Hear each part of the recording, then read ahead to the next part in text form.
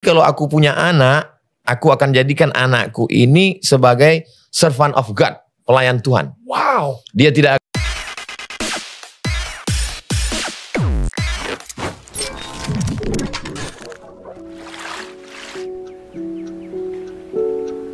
Sang pelayan Tuhan.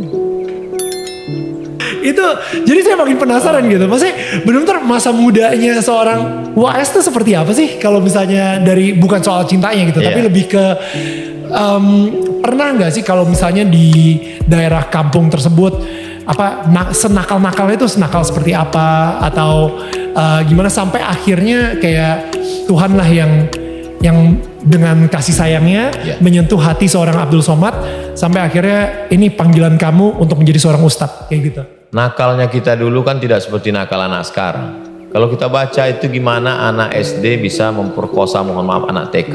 Itu kan karena faktor ekstern yang luar biasa dari medsos, dari tontonan, dari macam-macam. Kalau kita dulu kan nakal-nakal paling lambat pulang karena pergi ke kolam tetangga lagi nguras ikan misalnya. Nanti orang tua minta maaf, mohon maaf tadi anak kami nguras kolam karena ngambil ikan lagi musim kemarau. Atau main layang-layang, nabrak tanaman orang. Paling nakalnya kan cuma begitu. Nah, jadi nakalnya itu masih ada batas-batasan. Adapun tentang apakah saya dari nakal lalu hati saya disentuh oleh Allah menjadi orang baik, saya ketika ibu saya mengandung, cerita ibu saya, ibu dalam keadaan sakit keras. Lalu kemudian ibu datang ke pamannya. Yang membuka kampung itu Syekh Abdurrahman. Syekh Abdurrahman punya anak laki-laki namanya Syekh Muhammad Ali. Lalu kata ibu saya sakit ini, gimana? Kata Syekh Muhammad Ali, tolong baca ayat ini. Ibu saya baca saja ayat Quran itu, dia tidak ngerti artinya.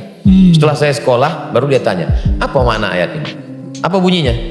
Idz qalat imra'atu Imran rabbi inni nadzartu laka ma fi batni. Oh, ayat ini bercerita tentang Maryam, Bunda Maria. Bahwa ketika dia sedang dia punya ibu, nama ibunya Hana. Ketika Hana ini menikah dengan suaminya Imran, ada satu surat dalam Al-Quran namanya, yang pertama Al-Fatihah, yang kedua Al-Baqarah, yang ketiga Al-Imran, keluarga Imran.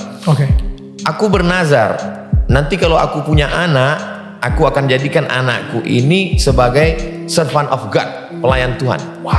Dia tidak akan bertani, dia tidak akan beternak, dia tidak akan menjadi pegawai kerajaan, dia hanya menjadi pelayan Tuhan.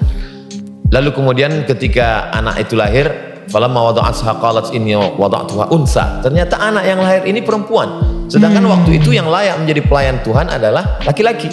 Wa inni samaituha Maryam. Aku menamakannya Maryam. Lalu apa korelasi ayat ini dibaca oleh seorang ibu yang hamil sedang sakit?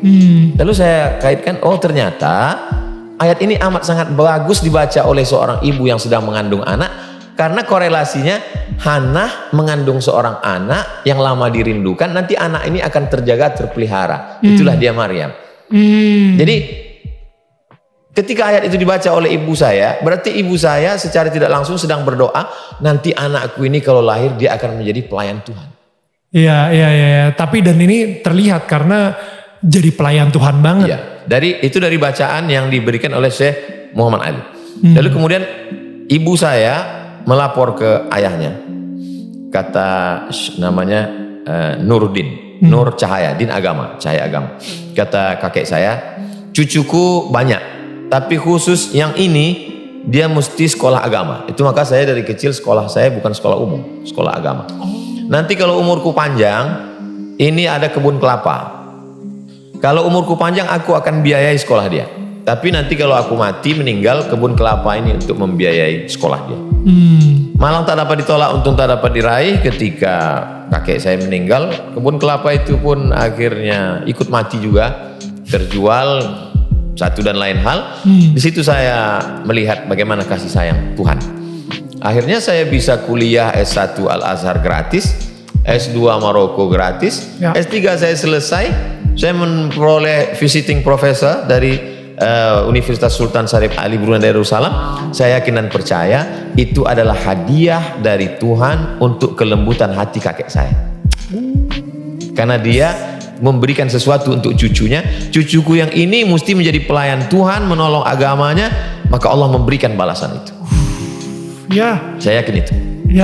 Ya, wow, oh wow, that's amazing.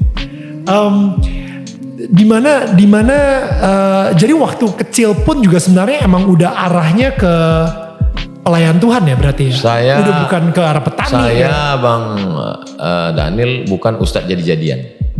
Jadi bukan misalnya ikutnya foto model lalu kemudian karena bisa ngomong lalu mendadak jadi ustadz, bukan. Jadi memang saya sekolah agama.